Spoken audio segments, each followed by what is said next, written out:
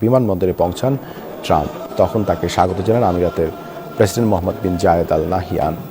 এরপরই দেশটির মেয়েরা তাদের ঐতিহ্যবাহী ভঙ্গিমায় চুল খোলা রেখে মাথা ঝাঁকিয়ে নৃত্য পরিবেশন করে সম্মান জানান মার্কিন প্রেসিডেন্টকে। বাংলাদেশ তো দূরে থাক, সৌদি আরবও যদি এখন যান, সৌদি আরবের সব রিসেপশনিস্ট মহিলা এখন দরজার পাশে দরজা খোলার জন্য মহিলা দাঁড়িয়ে আছে। কি জন্য? এটা মার্কেটিং এর একটা পদ্ধতি। সে বিক্রি হচ্ছে, তার চেহারা বিক্রি করতেছে। আর আধুনিক মার্কেটিং পদ্ধতি হচ্ছে বস্তুবাদী মার্কেটিং পদ্ধতি। রাস্তা দিয়ে যে যুবকটা যাচ্ছে, ও জিনিস কেনার জন্য না হলেও মেয়েটাকে দেখার জন্য ওটার মধ্যে প্রবেশ করবে। কিন্তু আমাদের মা এবং বোনেরা না বুঝেই নিজের শরীরকে কি করছে? বিক্রি করছে। বিমানবালা কি জন্য বিমানবালা? তার চেহারা সুন্দর, তাই বিমানবালা। সে চেহারা বিক্রি করতেছে। ওই যে কাজগুলো সে করে, ওই কাজ একটা পুরুষও করতে পারবে। কথা বুঝতে পারেননি? তাহলে সে কোন যোগ্যতাটা বিক্রি করতেছে? চেহারা সুন্দর হওয়ার যোগ্যতাটা বিক্রি করতেছে, মানে চামড়া বিক্রি করতেছে। একটা মেয়ে অ্যাডে আসতেছে, অ্যাডভার্টাইজে আসতেছে, একটা মেয়ে রিসিপশনে দাঁড়াচ্ছে, এমন কোনো কোম্পানি নাই ঢাকা শহরে, ময়মনসিংহ শহরে, শেরপুর শহরে, এমন কোনো শপিং মল নাই যেখানে রিসিপশনিস্ট মহিলা নাই। কথা বুঝতে পেরেছেন? তাহলে ওই মেয়ে তার শরীর এবং চেহারা বিক্রি করতেছে। তাহলে এটা সম্মান না স্বামীর ঘরে থাকা সম্মান? চেহারা উন্মুক্ত হয়ে চলা সম্মান না চেহারা ঢেকে চলা সম্মান? উলঙ্গতা, বেহায়াপনা শাস্তি। উলঙ্গতা কি বলেন তো? একটু কথা বলেন, কি শাস্তি? প্রমাণ, আদম আর হাওয়া আলাইহিস সালাতু ওয়াস সালামকে যখন জান্নাত থেকে বের করে দেওয়া হচ্ছে, তখন শাস্তি স্বরূপ প্রথম তাদের শরীর থেকে জামা কাপড় খুলে পড়ে গেছিল। এখনো একটা মানুষকে আপনি অপমান করতে চাইলে বলবেন যখন ন্যাংটা করো। কথা বুঝতে পারেননি? তা উলঙ্গ হওয়া শাস্তি না অপমান? শাস্তি এবং অপমান না সম্মান? অপমান। আজকের সমাজেও একজন পুরুষের ক্ষেত্রে উলঙ্গ হওয়া, নগ্ন হওয়া শাস্তি এবং অপমান। তাহলে পর্দার সাথে থাকা হচ্ছে সম্মান। উঁচু বংশের মেয়ে, সম্ভ্রান্ত বংশের মেয়ে পর্দার সাথে থাকবে। ইসলামে যারা দাসী, তাদের চেহারা ঢাকার বিধান নাই। তো কোন দাসী যখন চেহারা ঢেকে বের হতো, তখন ওমর রাদিয়াল্লাহু তাআলা আনহু চেহারা খুলে চলতে বলতেন দাসীদেরকে। কেননা চেহারা ঢাকা হচ্ছে, পর্দা করা হচ্ছে। কেউ যদি চেহারা ঢেকে পর্দা করে যায়, তাহলে বুঝতে হবে উঁচু বংশের, স্বাধীন বংশের, সম্ভ্রান্ত বংশের সম্মানিতা, রানীর মতো সম্মানিতা একটা নারী যাচ্ছে। আর চেহারা খুলে যাচ্ছে মানে ৩ নম্বর শ্রেণীর বেন্নের সন্তান, অসভ্যর সন্তান, নিম্ন শ্রেণীর বংশের, যার সম্মান নাই, মর্যাদা নাই, যে নিজেকে দাসী হিসেবে প্রমাণ করতে চায়, যে নিজের চেহারা বিক্রি করতে চায়, বাজারে বিক্রি হতে চায়, সে অসভ্য ৩ নম্বর শ্রেণীর বেন্নের সন্তান হেঁটে যাচ্ছে পর্দাবিহীনভাবে। এটা বুঝতে হবে, এটা অনুভব করতে পারলে শিখতে পারবেন। রাসূল সাল্লাল্লাহু আলাইহি ওয়াসাল্লাম যে বললেন, লা ইয়াদখুলুল জান্নাতা আদ-দায়ুস, দায়ুস জান্নাতে যাবে না। দায়ুস মানে কি? দায়ুস শব্দটা এসেছে দিয়াসাহ, চর্বি। দিয়াসাহ আছে শুকুরের গোস্তে, দায়ুস হচ্ছে শুকুর। দায়ুস কে বলেন তো? শুকুর। আল্লাহ রাসূল বললেন, লা ইয়াদখুলুল জান্নাতা আদ-দায়ুস, মানে শুকুর জান্নাতে যাবে না। তো শুকুরের কি জান্নাত জাহান্নাম আছে? শুকুর যেই আর এক শুকুরের পিছনে যে গু লেগে আছে, ওটা পর্যন্ত চেটে খায়। এটা শুকুর এত নির্লজ্জ প্রাণী, অন্য প্রাণী এত নির্লজ্জ নয়। উট এত নির্লজ্জ নয়, উট এত বেহায়া নয়, উটের আত্মমর্যাদা আছে। তো শুকুর জান্নাতে যাবে না মানে যাদের চরিত্র, যাদের রক্ত শুকুরের রক্তে পরিণত হয়ে গেছে, যাদের চরিত্র শুকুরের মতো বেহায়া নির্লজ্জ হয়ে গেছে তারা জান্নাতে যাবে না। তারা কারা? যাদের আত্মমর্যাদা আত্মসম্মান নাই, যাদের মেয়ে যাদের স্ত্রী বেপরদায় চললে তাদের শরীরে লাগে না, আঁতে ঘা আসে না, রক্ত কাজ করে না, তাদের রক্ত কিসের রক্ত? শুকুরের রক্ত, এই জন্য তারা জান্নাতে যাবে না। আর আত্মমর্যাদাশীল সম্ভ্রান্ত যে, যার রক্ত শুকুরের রক্ত নয়, সে তার স্ত্রী সন্তানকে, স্ত্রী মেয়েকে রানীর মতো রাখবে। বাড়ির সবচেয়ে আদরের, সবচেয়ে মর্যাদার, সবচেয়ে সম্মানের, সবচেয়ে নিরাপত্তার হচ্ছে মা এবং বোন। এটাই তাদের সম্মান, এটাই তাদের আসল মর্যাদা। তো এই বইয়ের মৌলিক আলোচনার মূল নাম থেকেই বুঝতে পারবেন সম অধিকার নয়, মর্যাদা চাই। মানে একজন নারীর মূল চাওয়া কি? মর্যাদা, সম্মান। এটার মধ্যেই তার আসল স্বাধীনতা নিহত রয়েছে। এবং একজন নারীকে ইসলাম কতভাবে স্বাধীনতা দেয়, আধ্যাত্মিক অধিকার, সামাজিক অধিকার, শিক্ষার অধিকার, অর্থনৈতিক অধিকার, এগুলো সব ইসলামে প্রমাণিত। আধ্যাত্মিক মানে নামাজ ছেলে পড়লে এত নেকি আর মেয়ে পড়লে তার চেয়ে কম নেকি, এরকম ইসলামে আছে নাকি? হ্যাঁ, সিয়াম ছেলে পালন করলে এত নেকি আর মেয়ে পালন করলে এত নেকি, এরকম আছে নাকি? এরকম নাই। একটা মানুষ উত্থাপন করে যে তাহলে ছেলের ডবল জমি পাচ্ছে আর মেয়ে অর্ধেক পাচ্ছে, এটা কি জন্য? ছেলে যত জায়গা থেকে জমি পাওয়ার অপশন আছে, মেয়ের যত জায়গা থেকে জমি পাওয়ার অপশন আছে, ছেলের অত জায়গা থেকে জমি পাওয়ার অপশন নাই। মেয়ে কত জায়গা থেকে জমি পেতে পারে? অনেক জায়গা থেকে জমি পেতে পারে। মেয়ে মা হিসেবে জমি পেতে পারে, মেয়ে হিসেবে পিতার সম্পত্তিতে জমি পেতে পারে, মা হিসেবে ছেলের সম্পত্তিতে জমি পায়, মেয়ে হিসেবে বাপের সম্পত্তিতে জমি পায়, স্ত্রী হিসেবে স্বামীর সম্পত্তিতে জমি পায়। কথা বুঝতে পারেননি? তো একটা মেয়ের সম্পদ পাওয়ার রাস্তা অনেক, এবং এটা দিতে হবে, দিতে বাধ্য। কিন্তু একটা ছেলের এত রাস্তা নাই সম্পদ পাওয়ার। যারা ফারায়েজ সম্পর্কে অভিজ্ঞ তারা এই বিষয়ে আরো ভালো জানবেন। তো এই বইয়ের আলোচ্য বিষয় এইটা। বইয়েরও আলোচনা হলো, কিছু শিখলেন নাকি? কিছু শিখেননি? এই বইটা হচ্ছে শিক্ষা বনাম জাহিলিয়াত। এই বইয়ের মূল আলোচ্য বিষয় হচ্ছে, আজ থেকে 10 বছর আগে আপনারা যে বাংলা বই পড়েছেন স্কুলে, আজ থেকে 20 বছর আগে আপনার বাপ যে বাংলা বই পড়েছে স্কুলে, আজ থেকে 30-40 বছর আগে আপনার দাদা পরদাদা যে বাংলা বই পড়েছে স্কুলে, আর আজ আপনার সন্তান যে বাংলা বই আমার সহজ বাংলা পড়তেছে স্কুলে, সেটা কি কোনোদিন মিলিয়ে দেখেছেন? আপনার কিন্তু মিলিয়ে দেখা উচিত। যে আজ থেকে 15-20 বছর আগে সিলেবাসে কি ছিল আর আজ কি আছে। আজ থেকে 30-40 বছর আগে স্কুলের একটা সিলেবাসে কি শিখানো হতো আর এখন কি শিখানো হচ্ছে। আগে কয়টা ধর্মের ঘটনা ছিল? মুহাম্মদ সাল্লাল্লাহু মিথ্যাই থাক, বুড়ির ঘটনা মিথ্যাই থাক ছিল তো। কথা বুঝতে পারেননি? মুহাম্মদ সাল্লাল্লাহু আলাইহি ওয়াসাল্লামের কাটার যে ঘটনা মিথ্যাই ঘটনা কিন্তু ছিল তো, ছিল না? কাজী নজরুল ইসলামের কয়টা, ইসলামের কবিতা কয়টা, সূরা ফাতিহার অনুবাদ হামদের কবিতা কয়টা ছিল, আর এখন হিন্দুয়ানি সংস্কৃতির গরুর পূজা করার গল্প কয়টা আছে? কোনোদিন খোঁজ নিয়ে দেখেছেন? সিলেবাসে গরুর পূজা করার গল্প আছে, গরুর পূজা। পরকীয়ার গল্প শিখানো আছে রবীন্দ্রনাথ ঠাকুরের। তো বর্তমান সিলেবাসগুলো শিক্ষা না অজ্ঞতা? জাহিলিয়াত মানে কি? জাহিলিয়াত মানে অজ্ঞতা, মূর্খতা। রাসূল সাল্লাল্লাহু আলাইহি ওয়াসাল্লাম জাহিলিয়াতের যুগে প্রেরিত হয়েছেন। সেই অজ্ঞতা মূর্খতাকে তিনি দূর করেছেন ইসলামের আলো দিয়ে। কিসের আলো দিয়ে? ইসলামের আলো দিয়ে। এই জন্য ইসলামের অপর নাম হচ্ছে জ্ঞান, তথা ইসলাম বিরোধী প্রত্যেক কাজই অজ্ঞতা। পিএইচডি ডিগ্রিধারী অক্সফোর্ড থেকে পড়ে আসা সেও যদি ইসলাম বিরোধী কাজ করে সে অজ্ঞ, মূর্খ। কথা বুঝতে পেরেছেন কি? না হলে আব্দুর রাজ্জাক বিন ইউসুফ এমনি কেমনে বলেন যে ওই প্রিন্সিপালকে যদি মূর্খ প্রমাণ করতে না পারি, যেই প্রিন্সিপালের সামনে তার ছাত্রী নাচে আর সে বসে থেকে দেখে, তাহলে জাতির সামনে বক্তব্য দিব না। তো ওই প্রিন্সিপালকে মূর্খ প্রমাণ করা মানে কি প্রিন্সিপাল ABCD জানে না? ওই প্রিন্সিপালকে মূর্খ মনে প্রমাণ করা মানে কি প্রিন্সিপাল ক খ জানে না?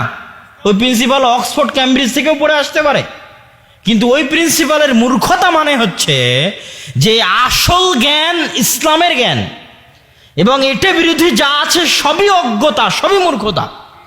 আল্লাহ কোরআনে বলছেন ইন্নামা ইয়াখশাল্লাহ মিন ইবাদিহিল উলামা, আল্লাহকে সবচেয়ে বেশি ভয় করে জ্ঞানীরা, চালাকেরা, বুদ্ধিমানেরা। আর আল্লাহকে ভয় করে না গাধারা, আল্লাহকে ভয় করে না গর্ধবেরা, আল্লাহকে ভয় করে না বোকারা, আল্লাহকে ভয় করে না অচলেরা, আল্লাহকে ভয় করে না অর্থব্যরা, আল্লাহকে ভয় করে না মূর্খরা, আল্লাহকে ভয় করে না জাহেলেরা, আল্লাহকে ভয় করে না অজ্ঞরা। কথা বুঝতে পেরেছেন? আর আল্লাহকে ভয় করে জ্ঞানী, চালাক, বুদ্ধিমান, সে আল্লাহকে ভয় করে। 1 লক্ষ টাকার 50,000 টাকার ব্যাংকের চাকরি, কিন্তু সুদী ব্যাংকের চাকরি ছেড়ে দিয়েছে। তো মানুষ ওকে বলছে কত পাগল গো, 50,000 টাকার ব্যাংকের চাকরি ছেড়ে দিল, কিন্তু ও কিন্তু আসল বুদ্ধিমান, ও আসল চালাক। আল্লাহ বলছেন কোরআনে, এটা কখন ধরা পড়বে? মরার পরে। কখন? মরার পরে। আসল বুদ্ধিমান সেই যে মৃত্যুর পরের প্রস্তুতি নেয়, ওই আসল বুদ্ধিমান। ও জানে যে দুনিয়া ক্ষণস্থায়ী, এই দুনিয়ার 10 দিনের 15 দিনের টাকা পয়সার কোনো মূল্য নাই, এটা সে জানে। আর যে জানে না, সে পৃথিবীর হাকিকত জানে না, সে আসমান জমিনের হাকিকত জানে না, সে জান্নাত জাহান্নামের হাকিকত জানে না, সে পরকালের হাকিকত জানে না, সে তার নিজের রূহের হাকিকত জানে না, সে তার চোখ, মাথা, ব্রেনের হাকিকত জানে না। আল্লাহ সুবহানাহু ওয়া তাআলা তাকে যে ব্রেন দিয়েছেন, বিজ্ঞান বলছে, বর্তমান বিজ্ঞান, যে মানুষ যদি 800, 900, 1000 বছর বেঁচে থাকে, তো এই ব্রেন এত পাওয়ারফুল যে 1000 বছরের সব ঘটনা মনে রাখতে পারবে। আপনি মনে করছেন 60 বছর বেঁচে আছি, 60 বছর পর কথা ভুলে যাচ্ছেন, মনে থাকে না, তাহলে মনে হয় আপনার ব্রেনের দুর্বলতা। আল্লাহ সুবহানাহু ওয়া তাআলা আপনাকে 1000 বছর হায়াত দিলে এই ব্রেন এত পাওয়ারফুল যে 1000 বছরের সব ঘটনা মনে রাখতে পারবে। সে তার এই ব্রেনের হাকিকত বুঝে না, তাহলে সে অজ্ঞ, মূর্খ। তাহলে আমাদের যে 1 2 3 4 5 6 7 8 9 10 স্কুল কলেজ মাদ্রাসায় শিক্ষা দেওয়া হচ্ছে না অশিক্ষা, মূর্খতা, অজ্ঞতা দেওয়া হচ্ছে? এটা এই বই থেকে পাবেন, পৃষ্ঠা বাই পৃষ্ঠা, যে অমুক ক্লাসের অমুক বইয়ে এই গল্প আছে, অমুক ক্লাসের অমুক বইয়ে এই গল্প আছে, এই গল্পে এই এই সমস্যা আছে, অমুক ক্লাসের এই বইয়ে এই গল্প আছে, এই গল্পে এই সমস্যা আছে।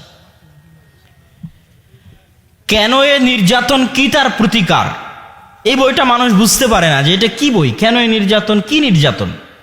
এই বইয়ের মূল বিষয়বস্তু হচ্ছে শিশু নির্যাতন, নারী নির্যাতন। এই যে দুইটা নির্যাতন, যে দুইটা নির্যাতন নিয়ে মিডিয়ায় প্রচুর কথা হয়, যে নারীর নির্যাতন, শিশুর নির্যাতন, শিশু ধর্ষণ, নারী ধর্ষণ, আছে না নাই? তো এই শিশু এবং নারী ধর্ষণের মৌলিক কারণ কি, সমাজের কি কি সমস্যার কারণে এগুলো হচ্ছে, এটার আসল প্রতিকার কি, ধর্ষণের আসল প্রতিকার কি? ধর্ষণ বিরোধী মিছিল করতেছে রাজপথে, আর বলতেছে আমি সিগারেট খাবো না, এটা বলার আপনি কে? মিছিল করতেছে ধর্ষণ বিরোধী মহিলা, ভিডিও আছে ইউটিউবে, বলতেছে আমি কয়টায় বাড়িতে ফিরবো, এটা বলার আপনি কে? আমি সিগারেট খাবো না, এটা বলার আপনি কে? তাহলে ইচ্ছা মতো সিগারেট খাবে, ইচ্ছা মতো বাহিরে ফিরবে, আর এটা নাকি ধর্ষণ বিরোধী আন্দোলন। রোগ, করোনা ভাইরাসের সময় রোগ প্রতিরোধ ক্ষমতার আলোচনা হচ্ছে না? যে এটার যেহেতু কোনো ভ্যাকসিন এখনো আবিষ্কার হয়নি, এখন হয়েছে, তখনকার কথা বলছি, যখন যেহেতু ভ্যাকসিন আবিষ্কার হয়নি, তাহলে আগে শরীরের রোগ প্রতিরোধ ক্ষমতা থাকতে হবে, যেন রোগ ঢুকারই সুযোগ না পায়, যেন রোগ কাজ করারই সুযোগ না পায়। রোগ যদি একবার ঢুকে যায়, ঢুকে যাওয়ার পরে চিকিৎসা করা, ওটা পাগলামি। তো ইসলাম তো আর পাগল নয়। আল্লাহর ধর্ম কি পাগলের ধর্ম? আল্লাহ সুবহানাহু ওয়া তাআলা বলেছেন হাকিমুন আলিম, মহাপরাজ্ঞাময়, মহাজ্ঞানী।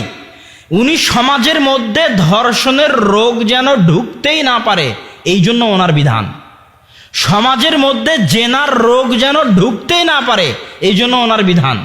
এই জন্য পর্দার কথা, এই জন্য একাকী সফরের নিষেধাজ্ঞা, এই জন্য চক্ষু নিচু করার কথা, এই জন্য অবৈধ সম্পর্কে হারামের কথা, এই জন্য প্রেম হারামের কথা। কেন? আল্লাহ জানে, তুমি তো জাহেল, তোমার বয়স তো 60 বছর, তুমি কি জানো পৃথিবীতে কি হয়েছিল গত লাখ লাখ বছরে, কাল কি হবে তুমি কি জানো? তোমার তো কোনো ক্ষমতা নেই। এখনই প্যারালাইসিস হলে মেডিকেলে পড়ে থাকবা, করোনা ভাইরাস হলে শ্বাসকষ্ট হয়ে মারা যাবা, তুমি কি চাই জানো? আল্লাহ জানে, আল্লাহ সুবহানাহু ওয়া তাআলা জানে যদি বিপর্দা হয়ে চলে তাহলে ধর্ষণের রোগ ঢুকে গেল। যদি সমাজে অবৈধ সম্পর্ক থাকে তাহলে ধর্ষণের রোগ ঢুকে গেল। তাহলে আগে এগুলোর রাস্তা বন্ধ হতে হবে যেন ধর্ষণের রোগ নাই ঢুকে। এই রাস্তা যখন বন্ধ হয়ে গেল, এবার যদি কেউ ধর্ষণ করে ওকে হত্যা করো, ওটা হলো প্রতিকার। তাহলে এই যে যারা সমাজবিদ বলে দাবি করতেছে, জ্ঞানী বলে দাবি করতেছে, আর বলতেছে কখন বাইরে বের হব, কি পোশাক পরবো, এটার সাথে ধর্ষণের কোনো সম্পর্ক নাই, এরা অজ্ঞ, মূর্খ, জাহেল। এদের জ্ঞানের বিন্দু সরিষা সম পরিমাণ এদের কাছে নাই। এই আলোচনার বিষয়বস্তু হচ্ছে এই 3টা বই। কিন্তু আব্বু কোনোদিন মানুষের সামনে খুলে বলতে পারে না যে কি আছে এই বইয়ে। মানুষও বুঝতে পারে না যে আছে কি এই 3টা বইয়ে। মিন্নাতুল বাড়িতে কি আছে মানুষ মোটামুটি জানে, আইনে রসুল 2 অধ্যায়ে কি আছে তা মানুষ মোটামুটি জানে। কিন্তু এই 3টা বইয়ে, একজন মহিলা মানুষের লেখা, এই 3টা বইয়ে আসলে কি আছে এটা অনেকেই জানে না, কিন্তু অনেক গুরুত্বপূর্ণ বিষয়বস্তু আছে। তো সম্মানিত উপস্থিতি, এছাড়া আপনাদের সামনে যে বইগুলো রয়েছে, একটি পরিবার গঠন করতে কি কি প্রয়োজন সেটা আদর্শ পরিবারে আছে। তাওজিহুল কোরআন, এটা ব্যতিক্রম ধর্মী তাফসির গ্রন্থ। কি কারণে ব্যতিক্রম ধর্মী তাফসির গ্রন্থ? এই তাফসির লিখতে পরিশ্রম আছে, আমি নিজে দেখি। আর আব্বুর পরিশ্রম অন্যদের চাইতে বেশি হয়। কি জন্য বেশি হয়? আমি মাকতাবা শামেলা চালানো জানি, গুগলে সার্চ দেওয়া জানি। মাকতাবা শামেলায় সার্চ দিলাম, গুগলে সার্চ দিলাম, হু হু করে সব বের হয়ে আসলো, কপি করলাম, পেস্ট করলাম। এখন সব হাদিসের অনুবাদও অনলাইনে পাওয়া যায়, ওখান থেকে কপি করলাম, পেস্ট করলাম, বই তৈরি হয়ে গেল। অনেক সহজ ব্যাপার। কিন্তু আব্বু মাকতাবা শামেলাও চালানো জানে না, গুগলে সার্চ দেওয়া জানে না, উনি হাতে লেখেন, নিজে নিজে হাদিসের বই খুঁজে বের করে করে করে করে হাতে লেখেন। এবং এটা জ্ঞান ছাড়া, পাণ্ডিত্য ছাড়া, বইয়ের উপর দখল ছাড়া এটা সম্ভব নয়। আমার পক্ষে সম্ভব নয় এভাবে লেখা, যে আমি এখন সব বই আলাদা আলাদা করে খুঁজবো আর বই থেকে হাদিস খুঁজে বের করে করে বই লিখবো, এটা আমার পক্ষে সম্ভব নয়। আমাকে দায়িত্ব দেওয়া হলে এই বই আমি লিখতে পারতাম না এভাবে, কিন্তু উনি এভাবেই লিখেছেন। এই বইয়ের সবচেয়ে গুরুত্বপূর্ণ বৈশিষ্ট্য তাওজিহুল কোরআনে। আমি দোয়া করি যে আল্লাহ সুবহানাহু ওয়া তাআলা তাকে এই তাফসির গ্রন্থটি শেষ করার তৌফিক দান করুক, আমিন। এটা শেষ হলে এটা একটা বিশাল কারনামা হবে। আয়াতের শাব্দিক অর্থ, আয়াতের বাক্যের বিশ্লেষণ আরবি গ্রামারগত দিক থেকে, তারপরে ওই আয়াতের সমর্থবোধক আয়াত কোরআনে আর কোথায় কোথায় আছে সে আয়াতগুলো, ওই আয়াতের অধীনে কি কি সহিহ হাদিস আছে সেই সহিহ হাদিসগুলো, ওই আয়াতের অধীনে কি কি জয়ীফ হাদিস আছে বিভিন্ন তাফসির গ্রন্থে সেই জয়ীফ হাদিসগুলো, ওই আয়াতের অধীনে কোন মুফাসসির কি বলেছেন সেই তাফসিরগুলো, ওই আয়াতের সারমর্ম এবং মন্তব্য। এটা হচ্ছে এই তাফসিরের ধারা, সাজানোর ধারা। শাব্দিক অর্থ, বাক্য বিশ্লেষণ, আয়াতের অধীনে কোরআনের অন্য আয়াত, আয়াতের অধীনে সহিহ হাদিস, আয়াতের অধীনে জয়ীফ হাদিস, আয়াতের অধীনে মুফাসসিরদের মন্তব্য, শেষে সারমর্ম। এটা একটি ব্যতিক্রম ধর্মী গ্রন্থ। বক্তা ও শ্রোতার পরিচয়, এই বইটাও অনেক আগে লেখা, কিন্তু মানুষ জানে না এই বইয়ে কি আছে, এই জন্য মানুষ এই বই কিনতে চায় না। কিন্তু এখনকার প্রেক্ষাপটে এই বই অনেক দামি, অনেক গুরুত্বপূর্ণ। একজন বক্তার কি বৈশিষ্ট্য হওয়া উচিত, সারা বাংলাদেশে বক্তায় ভর্তি। কত বক্তা নিবেন? নতুন নতুন হাইব্রিড বক্তার জন্ম হচ্ছে সারা বাংলাদেশে। এবং ইউটিউব, ফেসবুক আসার ফলে ভাইরাল হতে সময় লাগে না। কার কি যোগ্যতা আছে এটা কিন্তু মানুষ দেখে না, ভাইরাল হলেই হলো। আব্দুর রহমান বিন আব্দুর রাজ্জাক 5 বছর কোথায়? জামিয়া সালাফিয়া বানারস, ভারতে 5 বছর আহলে হাদিসদের কেন্দ্রীয় শিক্ষা প্রতিষ্ঠান, 2 বছর আলেম, 3 বছর দাওরা, 5 বছর পড়াশোনা করেছে। কথা বুঝতে পেরেছেন? কিন্তু ওর কোনো দামই নাই। কিন্তু আর একজন যদি ভাইরাল হতে পারে, কোনো পড়াশোনাই নাই, ওই সবচেয়ে ভালো বক্তা। তাহলে আমি 5 বছর জামিয়া সালাফিয়া বানারসে পড়ে কি করলাম, কি শিখলাম? তাহলে জ্ঞানের মূল্য নয়, ভাইরাল এবং জনপ্রিয়তার মূল্য। এই যুগে এই বই সবচেয়ে বেশি প্রয়োজন। কে বক্তা, বক্তার পরিচয় কি, বক্তার গুণ কি হওয়া উচিত, ব্যবসায়ী বক্তা আর দাওয়াত দানকারী বক্তার মধ্যে পার্থক্য কি, কে সত্যিকারী দায়ী বক্তা আর কে ব্যবসায়ী বক্তা। কথা বুঝতে পেরেছেন? ব্যবসায়ী বক্তার বক্তব্য সমাজ পরিবর্তন করতে পারবে না। যে সমাজ নেতাকে পরোয়া করে কথা বলে, কমিটিকে পরোয়া করে কথা হতে পারে না। যে বক্তার পায়ে টাকার জিঞ্জির নাই, কন্টাক্টের জিঞ্জির নাই, কমিটির জিঞ্জির নাই। কথা বুঝতে পেরেছেন? কে ক্ষমতায় আছে, কে ক্ষমতায় নাই, পাশে এমপি বসে আছে না মন্ত্রী বসে আছে, পাশে চেয়ারম্যান না মেম্বার বসে আছে, কারো তোষামদির জিঞ্জির নাই, দাসত্ব নাই, ওই বক্তার বক্তব্য দিয়ে সমাজ পরিবর্তন হবে। ওই বক্তা হচ্ছে দায়ী বক্তা, আল্লাহর সন্তুষ্টির জন্য দাওয়াতি কাজ করেন। কোন বক্তার কথা গ্রহণ করবেন, বক্তার সাথে তার বক্তব্যের সাথে আমলের কতটুকু সম্পর্ক আছে, কয়জন বক্তা আমলওয়ালা বক্তা, অনেক বড় কঠিন এবং ভারী প্রশ্ন, যেই প্রশ্নে আমরাও ব্যর্থ হয়ে যেতে পারি, মুখে বলছি আমল কি করছি।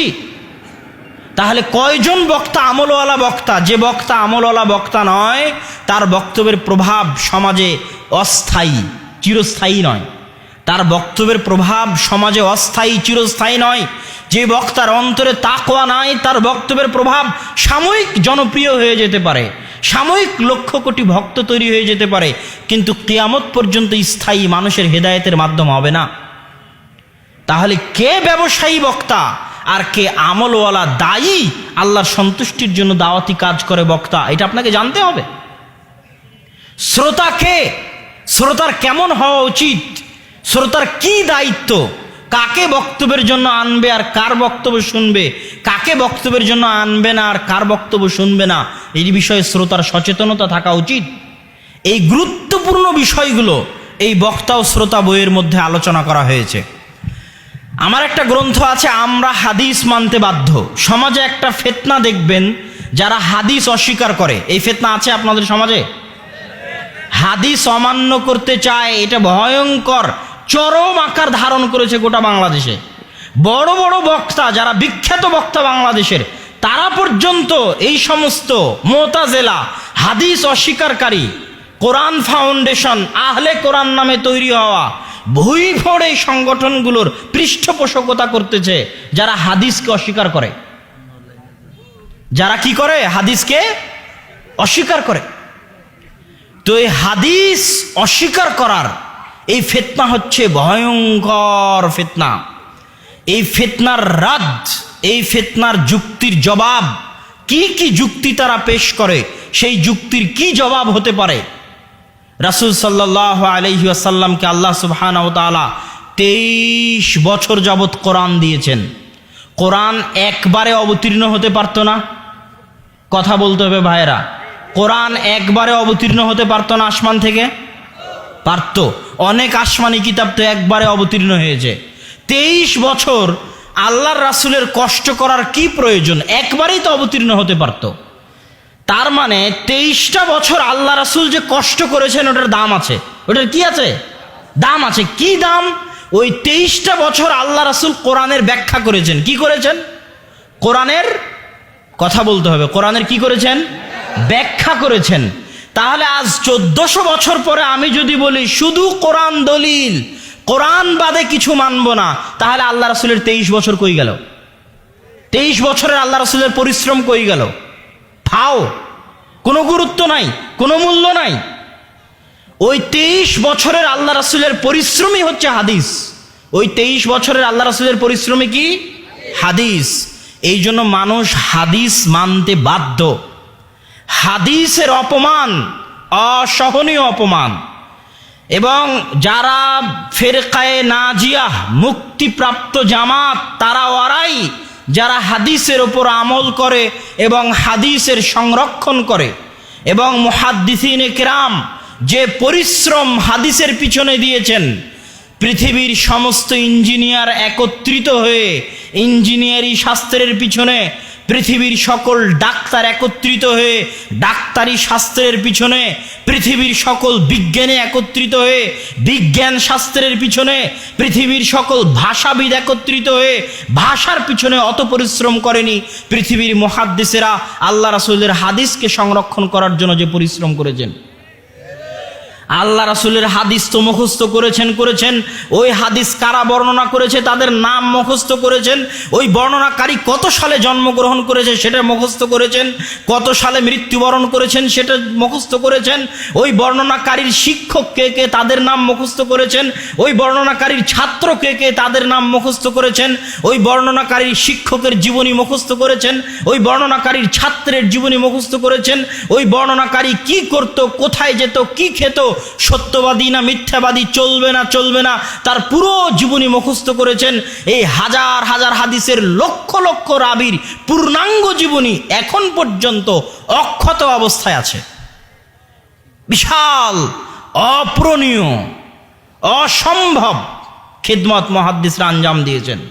হাদিস শাস্ত্রের উপর কথা উত্থাপন করা অনেক কঠিন, এত সহজ নয়। হাদিস শাস্ত্র ঠুনকো জিনিস নয় যে আমি ফু দিব, ফু দিয়ে হাদিস শাস্ত্র উড়িয়ে দিব। হাদিস শাস্ত্র এরকম ঠুনকো জিনিস নয়। এই বই পড়লে আপনি যারাই হাদিসের উপর বিভিন্ন রকমের যুক্তি উত্থাপন করে হাদিসকে দুর্বল করতে চায়, তাদের জবাব আপনি খুঁজে পাবেন। আল্লাহ সুবহানাহু ওয়া তাআলা আপনাকে এই সমস্ত বইগুলো পড়ে জ্ঞান অর্জন করার তৌফিক দান করুক, আল্লাহুম্মা আমিন। আমি আমার আলোচনার দিকে ফিরে আসতেছি। যুবক ভাইদেরকে লক্ষ্য করে, মা এবং বোনদেরকে লক্ষ্য করে যে গুরুত্বপূর্ণ কথা, যুবক ভাইদেরকে লক্ষ্য করে প্রথম গুরুত্বপূর্ণ কথা হচ্ছে, আল্লাহ সুবহানাহু ওয়া তাআলা মানুষকে আবাসা এমনি সৃষ্টি করেননি, খেল তামাশা হিসেবে সৃষ্টি করেননি। একটা ছোট বাচ্চা নদীর ধারে গেল, নদীর ধারে গিয়ে একটা বালু দিয়ে ঘর তৈরি করলো, তারপরে সেটা ভেঙে দিয়ে চলে আসলো। ওই ঘর তার কাছে যেমন খেল তামাশা, এরকম খেল তামাশা করে আল্লাহ সুবহানাহু ওয়া তাআলা আদম সন্তানকে সৃষ্টি করেননি। আজকে এখানে যে প্রোগ্রাম হচ্ছে, এই প্রোগ্রাম কি খেল তামাশা? এই প্রোগ্রামের পিছনে কত মানুষের পরিশ্রম আছে, নিয়ম কানুন আছে, অনুমতি আছে, টাইম টেবিল আছে, বক্তাদের সাথে যোগাযোগ আছে, প্যান্ডেল তৈরি আছে, নিয়ম কানুন আছে। তাহলে এই প্রোগ্রামের জন্য যদি এত প্রস্তুতি থাকে, আল্লাহ আপনাকে এমনি সৃষ্টি করবে কোনো প্রস্তুতি ছাড়াই? আপনি এমনি দুনিয়াতে এসেছেন, আপনার পিছনে কিছুই নাই, আপনার কাজকর্মের কোনো হিসাব নাই, কোনো জবাবদিহিতা নাই। এই প্রোগ্রামে আমি বক্তব্য দিয়ে চলে যাব, জবাবদিহিতা হবে না। আমি কে বক্তব্য দিতে আসলাম সরকার দেখবে না, এরকম কি? আর আপনি দুনিয়াতে এমনি আসবেন, এমনি চলে যাবেন, কেউ দেখবে না? আল্লাহ আপনাকে এমনি সৃষ্টি করেছেন। আল্লাহ সুবহানাহু ওয়া তাআলা এত সুচারু রূপের ম্যানেজমেন্টের অধিকারী যে আল্লাহ সুবহানাহু ওয়া তাআলা আপনাকে অপরাধী প্রমাণ করার জন্য, আপনার হিসাব নেওয়ার জন্য, আপনার জবাবদিহিতা নেওয়ার জন্য এমন ভয়ঙ্কর ভয়ঙ্কর, এমন বিস্ময়কর পদ্ধতি অবলম্বন করেছেন, আপনি হতবাক হয়ে যাবেন। আল্লাহ সুবহানাহু ওয়া তাআলা কোরআন মাজিদে বলছেন, আল ইয়াউমা নাখতিমু আলা আফওয়াহিহিম, আজ মানুষের মুখে সেলাই করে দেওয়া হবে। চামড়ার এই মুখ কি করে দেওয়া হবে? সেলাই করে দেওয়া হবে। কথা বলবে হাত। বিশ্বাস করবেন কেমনে যে হাত কেমনে কথা বলে? কি বলে, এটা হাস্যকর জিনিস নাকি? কেমনে সম্ভব যে হাত কথা বলবে? আপনি এখনই এখানে একটা রিভলভার নিয়ে একজন সন্ত্রাসী গুলি করলো, তারপরে রিভলভারটা ফেলে পালিয়ে গেল। ওই রিভলভার পুলিশ এভাবে টিস্যু পেপার দিয়ে ধরবে, টিস্যু পেপার দিয়ে ধরে নিয়ে যায় একটা পলিথিনের মধ্যে ঢুকাবে। কথা বুঝলেন? পলিথিনের মুখটা লক করে নিয়ে যায় ফরেন্সিকে দিবে। ফরেন্সিকে দিয়ে চেক করবে যে এটা কার হাতের ফিঙ্গারপ্রিন্ট। করবে না? করবে না? করবে। তাহলে এই হাতের মধ্যে কি এমন আজীব জিনিস আল্লাহ রেখে দিয়েছে যে রিভলভার কে ধরলো মানুষ ধরতে পারছে। ফিঙ্গারপ্রিন্ট দিয়ে মানুষ ভোট দিচ্ছে, পাসপোর্ট তৈরি করতেছে যে এটা কার ফিঙ্গারপ্রিন্ট, অমুকের। লক্ষ লক্ষ মানুষের ফিঙ্গারপ্রিন্ট একটা আরেকটার সাথে মিলে না। তাহলে যেই হাত আজকে ফরেন্সিক রিপোর্টে তার আলামত রেখে দিতে পারে, যে হাত ফিঙ্গারপ্রিন্ট দিয়ে পরিচয় দিতে পারে, এই হাত যেখানে যেখানে স্পর্শ হচ্ছে সব এখানে সেভ হয়ে যাচ্ছে। কি হয়ে যাচ্ছে? সেভ হয়ে যাচ্ছে। যদি মানুষ পারে, আল্লাহ পারেন না? এই হাত তখন কিয়ামতের মাঠে কথা বলবে। আর একটা ভয়ঙ্কর, আল্লাহ সুবহানাহু ওয়া তাআলার বিস্ময়কর, আপনাকে অপরাধী প্রমাণ করার। এমনি আপনি দুনিয়াতে আসেননি, তাই সেটা আপনাকে বুঝাতে চাচ্ছি। সবচেয়ে ভয়ঙ্কর যে জমির উপর বসে আছেন, মাটির উপর বসে আছেন। এটা আপনি মনে করেছেন মাটি কিয়ামতের মাঠে আল ইয়াউমাইদিন তুহাদ্দিসু আখবারাহা, মাটি কথা বলবে। বিআন্না রাব্বাকা আওহা লাহা, সূরা জিলজালের আয়াত, যে তোমার প্রতিপালক নির্দেশ দিয়েছে কথা বলো। মাটি কথা বলবে। কেমন কথা? আপনাকে বলি, মাটিতে আপনি ধান লাগাচ্ছেন, ধান হয় না? হ্যাঁ, মাটি যদি এরকম জড় বস্তু হতো তাহলে ধান কোত্থেকে হয়? এই জড় বস্তুতে ধান হবে? এর উপর ধান লাগালে ধান হবে? তাহলে মাটি যদি জড় বস্তু হয় তো ধান কেমনে হয়, গাছ কেমনে হয়? মানে মাটির কিছু আছে। যেই মাটি ধান উগাতে পারে, যেই মাটি গাছ উগাতে পারে, ওই মাটি পৃথিবীর হাজার হাজার বছরের সব ধরে রাখতেছে। কিয়ামতের মাঠে এই ভয়ঙ্কর মেমোরি কার্ড কথা বলবে, টপ টপ টপ টপ করে কথা বলবে, আমার উপর এই এই এই এই হয়েছে, এই এই এই এই হয়েছে। এখন আপনি বলেন তো, আপনি কোনো কাজ করতে মাটির বাইরে যেতে পারবেন? হ্যাঁ, আপনার হাতের বাইরে যেতে পারবেন? কি সিস্টেম আল্লাহ সুবহানাহু ওয়া তাআলা করে দিয়েছে, আপনি যেতে পারবেন না। আল্লাহর ক্ষমতার বাইরে, আল্লাহর রাজত্বের বাইরে আপনি যেতে পারবেন না।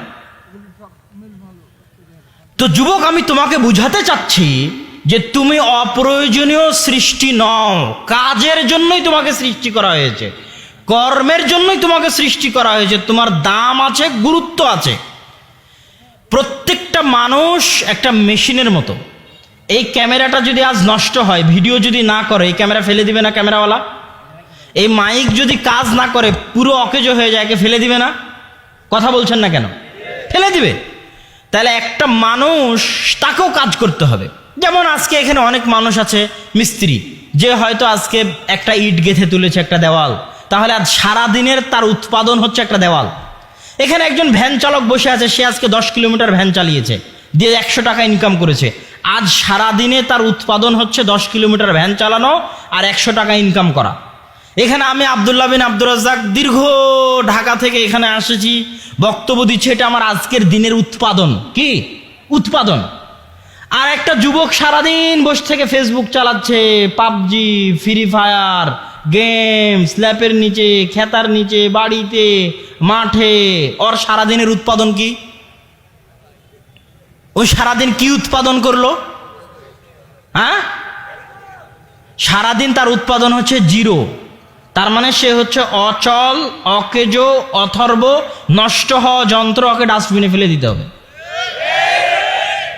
এটাই বাস্তব। সে নিজের জন্য বোঝা, জাতির জন্য বোঝা, দেশের জন্য বোঝা, পরিবারের জন্য বোঝা। সে অচল, আনপ্রোডাক্টিভ, তার কোনো উৎপাদন ক্ষমতা নাই। সে নষ্ট হয়ে গেছে, ধ্বংস হয়ে গেছে, পচে গেছে, গলে গেছে, সরে গেছে। সারাদিনে সে না নিজেকে কিছু দিতে পেরেছে, না পরিবারকে, না জাতিকে, না দেশকে কিছু দিতে পেরেছে। তার বেঁচে থাকার কোনো অধিকার নাই। ওকে এখন ডাস্টবিনে ফেলে দিতে হবে। আর এই ধরনের যুবকের সংখ্যা যত বাড়বে, জাতি তত পরাধীন হবে, জাতি তত দাস হবে, তত গোলাম হবে। এই ধরনের যুবকের সংখ্যা যত বাড়বে। আজকে পদ্মা ব্রিজ নিয়ে গর্ব করছেন। পদ্মা ব্রিজ নিয়ে তখন গর্ব করা যেত যখন পুরো পদ্মা ব্রিজের ইঞ্জিনিয়ারিং প্ল্যান থেকে শুরু করে সব ইঞ্জিনিয়ার টাকা নাহেন নিজের দেশের। নিজের দেশের টাকা দেওয়া তো গর্বের নয়। গর্ব কোনটা? আমার ইঞ্জিনিয়ার, আমার ইঞ্জিনিয়ারের প্ল্যান। একটা ইঞ্জিনিয়ারও বিদেশ থেকে আনা লাগেনি। আমার ইঞ্জিনিয়ার এত জ্ঞানী, এত দক্ষ, এত যোগ্য, চায়না আমার ইঞ্জিনিয়ারকে ভাড়া করে নিয়ে যায়, ইন্ডিয়া আমার ইঞ্জিনিয়ারকে ভাড়া করে নিয়ে যায়। এটা হলো গর্ব। নিজে টাকা দিতে পারা তো গর্ব নয়। দেশের টাকা নিজের, সব বড় বড় ইঞ্জিনিয়ার বিদেশের। আর ওই পাবজি, ফ্রি ফায়ার গেম খেলে যে মদ, গাঞ্জা, জুয়া, IPL নিয়ে ব্যস্ত থেকেছে, এইসব যুবকগুলো গিয়ে ওই পাইলের মধ্যে ইট বালু খোয়া ফেলে লেবারি করেছে। কথা বুঝতে পারেননি? এটাকে বলা হয় কর্পোরেট দাস। এই জিনিসটা, শব্দটা মনে রাখবেন। নতুন দাসত্ব। আজ থেকে 190 বছর আগে ইস্ট ইন্ডিয়া কোম্পানি যে দাসত্ব কায়েম করেছিল, ওটা ছিল কর্পোরেট দাসত্ব। আজ 200 বছর পর নতুন করে যে দাসত্ব প্রতিষ্ঠিত হচ্ছে, এটাও কর্পোরেট দাসত্ব। আপনি হয়তো ঠিক বলছেন, কিন্তু আপনাকে আরেকটু বুঝাই, না হলে আপনি বুঝতে পারবেন না যে কি কর্পোরেট দাসত্ব। ধরেন বাংলাদেশে মিরের সরাইয়ের অর্থনৈতিক অঞ্চল, বিশাল অর্থনৈতিক অঞ্চল, কোটি কোটি টাকা ইনভেস্ট, যেখানে অনেক ফ্যাক্টরি, কল কারখানা, যন্ত্রপাতি, মেশিনারিজ তৈরি হবে, কোটি কোটি টাকা ইনকাম হবে। কর্পোরেট দাসত্ব কি? পরমাণু চুল্লি হচ্ছে পাবনাতে, আরো বিভিন্ন জায়গায় বিভিন্ন প্রকল্প চলতেছে। কর্পোরেট দাসত্ব কি? ওই পরমাণু চুল্লি, ওই মিরের সরাইয়ের অর্থনৈতিক অঞ্চলের সব বড় বড় কোম্পানির মালিক, মেশিনারিজের মালিক, উচ্চপদস্থ সবকিছুর মালিক হবে বাইরের কোম্পানি। কথা বুঝতে পেরেছেন? আর আমি আপনি হব মাসে খেটে খাওয়া বেতনওয়ালা কর্মচারী। কথা বুঝতে পারেননি? মিরের সরাইয়ের একজন লোক, সে চাকরি করবে চা দেওয়ার, মানে কেরানি। বুঝতে পেরেছেন? বেতন পাবে 10,000 টাকা ওই অর্থনৈতিক অঞ্চলে। মিরের সরাইয়ের একজন লোক ওই অর্থনৈতিক অঞ্চলে চাকরি করবে ঝাড়ু দেওয়ার, বেতন পাবে 15,000 টাকা। ওই অর্থনৈতিক অঞ্চলে চাকরি করবে, বাথরুম পরিষ্কার করার, বেতন পাবে 15,000 টাকা। কথা বুঝতে পেরেছেন? আর কোম্পানির মালিক সবকিছু হবে কোথাকার? বাইরের। এটা হচ্ছে কর্পোরেট দাসত্ব। ইস্ট ইন্ডিয়া কোম্পানি আসলো, তাদের কোম্পানি, তাদের সবকিছু, আমাকে বেতন দেয়, আমি বেতনভুক্ত দাস, আমি বেতনভুক্ত কর্মচারী, বেতনভুক্ত গোলাম। স্বাধীনতা কখন? যখন কোম্পানির মালিক আমি। কথা বুঝতে পারেননি? যখন উচ্চপদস্থ সব সিইও, বাংলাদেশে যত কোম্পানি আছে অধিকাংশ কোম্পানির সিইওর যত বেতন, সব কোম্পানির সিইও পদমর্যাদার যত বেতন, সারা বাংলাদেশের সরকারি কর্মকর্তারা অত বেতন পায় কিনা সন্দেহ আছে। সব সরকারি কর্মকর্তারা, আর্মি, পুলিশ, মন্ত্রী, এমপি থেকে শুরু করে। কিন্তু যত কোম্পানি আছে সব কোম্পানির সিইও দেখবেন বাইরের, হয় ইন্ডিয়ার না হয় চায়নার, বাংলাদেশের নাই। এই জিনিসটাকে বলা হয় কর্পোরেট দাসত্ব। এটা কিসের জন্য আসছে? সরকারের দোষ? অসম্ভব। এখানে সরকারের দোষ কি করে হয়? তুমি ফ্রি ফায়ার, পাবজি খেলবা, বলবো সরকারের দোষ? তুমি সারাদিন ফেসবুক, ইউটিউব নিয়ে পড়ে থাকবা, তাস গাঞ্জা নিয়ে পড়ে থাকবা, আইপিএল নিয়ে পড়ে থাকবা, আর বলবা সরকারের দোষ? তুমি যদি আরো পাবজি, ফ্রি ফায়ার খেলিস, আরো ফেসবুক, ইউটিউব, টুইটার নিয়ে পড়ে থাকিস, আরো মদ, গাঞ্জা, জুয়া, তাস, আইপিএল, বিপিএল নিয়ে পড়ে থাকিস, তাহলে আজকে তো দাসত্বের জীবন শুরু হচ্ছে। কালকে রোহিঙ্গাদের যেরকম কুচুকাটা করে কেটেছে তোকেও কাটবে। এটা সরকারের দোষ নয়, এটা তোর দোষ। আজ তুই যদি এই রাস্তায় থাকিস, তোর সন্তান দাস হবেই হবে। ইহুদি খ্রিস্টানরা তোর সন্তানকে কুচুকাটা করে কাটবেই কাটবে। যতদিন তুই অচল, অথর্ব, অকেজন, নন প্রোডাক্টিভ, অশিক্ষিত, জাহেল, গন্ড, মূর্খ থাকবি, আর সারাদিন ফ্রি ফায়ার, পাবজি নিয়ে ব্যস্ত থাকবি, আর সারাদিন মদ, গাঞ্জা, ক্রিকেট, ফুটবল নিয়ে ব্যস্ত থাকবি, ততদিন তোদের ভাগ্যে ইহুদি খ্রিস্টানদের গোলামি আছে। ইহুদি খ্রিস্টানের ছেলেরা এভাবে কাটায় না, তাদের কাছে টাইমের মূল্য আছে। জাপান যান, জার্মান যান, কঠিন টাইমের মূল্য। ওরা জান্নাতে যাবে কি জাহান্নামে যাবে এটা পরের কথা। দুনিয়াতে যে পরিশ্রম করে ওর প্রতিদান আল্লাহ দুনিয়াতে দেন, কাফের হলেও। দুনিয়াতে যে পরিশ্রম করে ওর প্রতিদান আল্লাহ দুনিয়াতে দেন, মুশরিক হলেও। ইবনুল কাইয়িম রাহিমাহুল্লাহ বইয়ের মধ্যে লিখছেন, আল ওয়াবিলুস সাইয়্যিব গ্রন্থের মধ্যে, যে মুশরিক যদি দান করে, অসহায় দুস্থকে সহযোগিতা করে, মুশরিক। কাফের যদি অসহায় দুস্থকে সহযোগিতা করে, তাহলে ওই অসহায় দুস্থকে সহযোগিতা করার প্রতিদান ওই কাফের আর মুশরিককে আল্লাহ দুনিয়াতেই দিবেন, তাও দিবেন। কথা বুঝতে পেরেছেন? আর আপনি দুনিয়াতে কোনো কাজ করবেন না, কোনো পরিশ্রম করবেন না, অচল অকেজ অথর্ব হয়ে পড়ে থাকবেন, আর দাবি করবেন আমি উন্নত হয়ে গেছি, এই হয়েছি, সেই হয়েছি, অমুকের দোষ, তুমুকের দোষ। জি না, এটা গোলামি, এটাই দাসত্ব। তোমাকে কিসের গোলাম, কিসের দাস হতে হবে?